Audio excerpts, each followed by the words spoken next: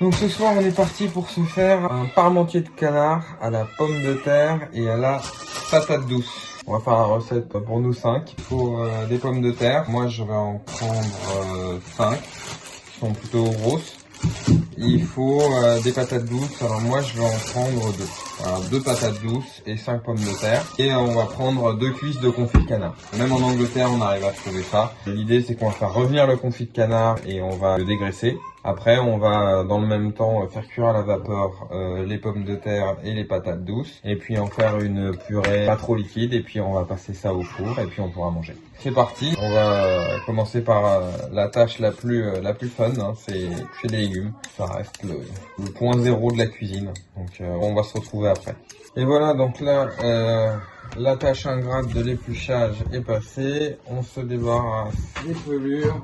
C'est bien pratique d'avoir une planche comme ça. Si vous n'avez pas, ça c'est vraiment un truc pour gérer les déchets qui est particulièrement pratique. Voilà, ensuite on passe ça à l'eau et puis on va débiter ça en dés pour aller vraiment vite. C'est pas forcément l'optimum pour faire les cuissons, mais quand on n'a pas le temps, ce qu'on y gagne en temps, on le perd pas tant que ça en goût. Je vous reprends après les découpes.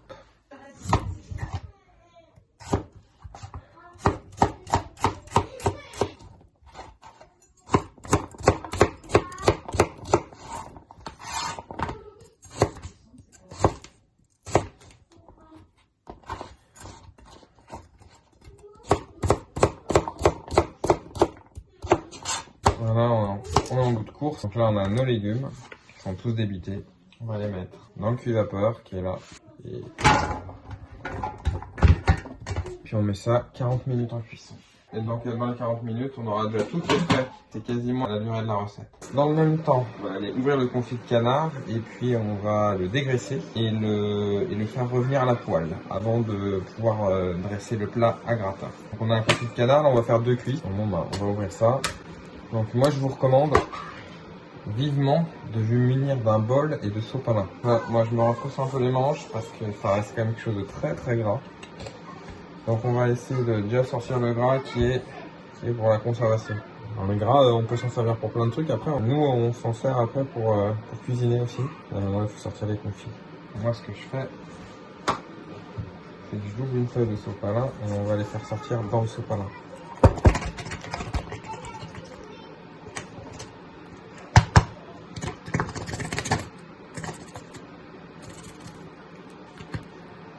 Ça. On va aller mettre toutes les miettes de confit pour essayer de le dégraisser au maximum parce qu'on ne peut pas faire manger ça aux enfants. Moi je vais aller dans une poêle, je vais mettre sur le côté. Voilà, j'ai ma poêle. Donc là j'ai les morceaux que je dégraisse et que je mets dedans. Pas très très long, c'est un peu gras. Donc l'idée c'est de récupérer la viande comme ceci et de laisser l'os dans la poubelle. Moi j'utilise le sopalin pour sortir tout ce gras là. On nettoie bien. Ça sert à rien de laisser du gras inutile. On n'y pense pas forcément.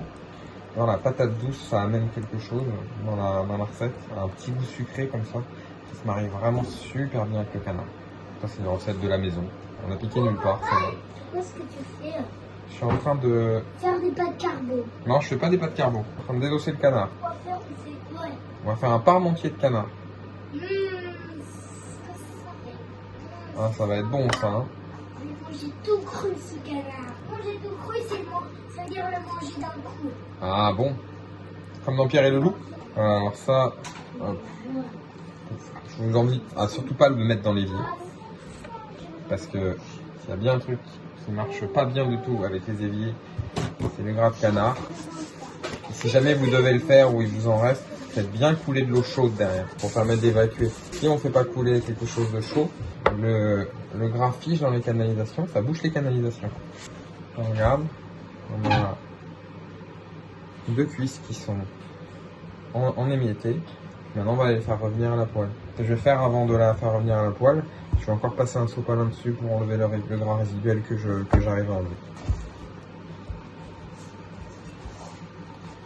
Voilà.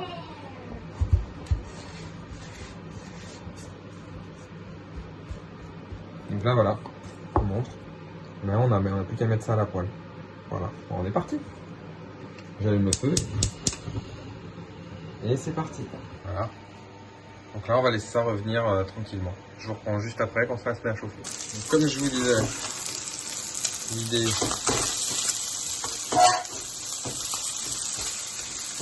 Bon, j'ai qu'une main, hein. Faut me pardonner. Comme je vous disais, l'idée c'est de faire revenir ce confit désossé, dégraissé à la poêle.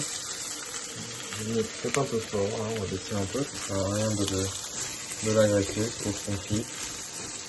Il est déjà cuit. Mon canard, hein, il est tranquillement en train de prendre une jolie coloration, ça sent hyper bon. Ça fait un peu un esprit émietté de canard, comme ça. On ferait bien ça dans un sandwich. Hein. Alors, il faut pas le laisser trop longtemps, là il y a un point juste, parce que sinon il devient sec, il devient dur. Donc là, je vais commencer à être pas mal. Là. Mais là, on est pas mal.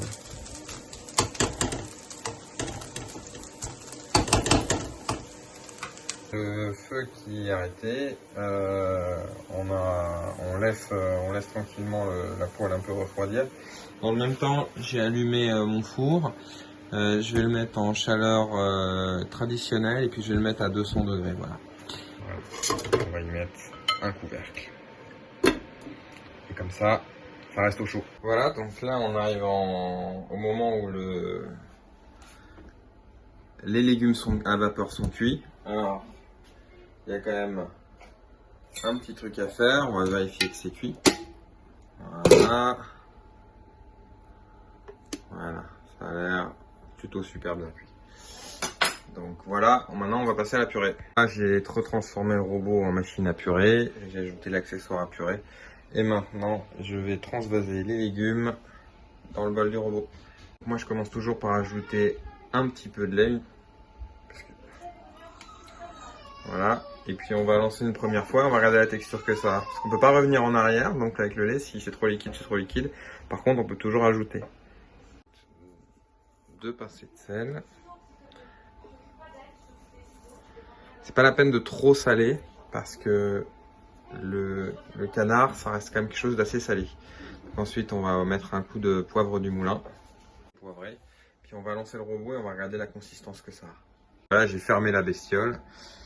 Donc là, on est parti.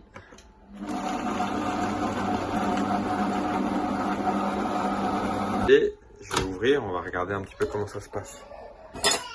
Voilà, là, ça sent super bon. Donc on va rabattre les bords pour s'assurer. Et en termes de consistance, moi je trouve qu'on est pas mal. C'est pas la peine d'ajouter plus de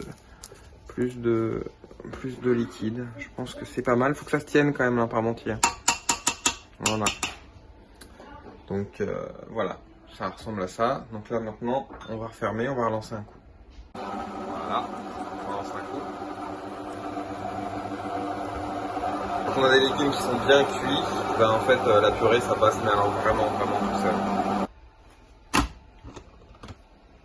Et donc là maintenant on va pouvoir se servir de la purée pour aller dresser le parmentier de canard. Donc là on a la purée, le plat, le canard.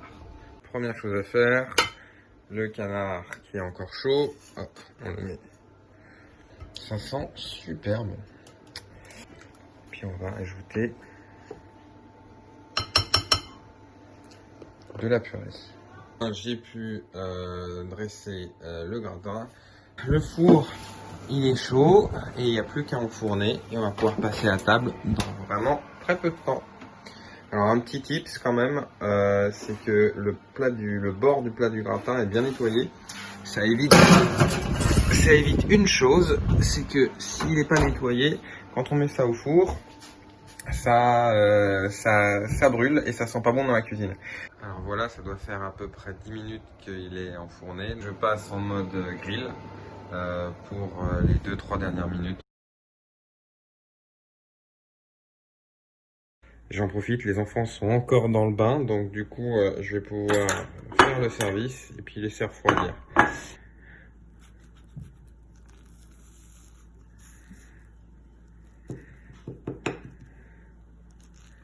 En tout cas, ça sent Vraiment bon.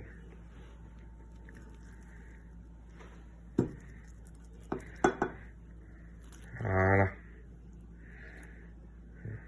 Un peu trop pour elle. Voilà. Puis on va se servir nous.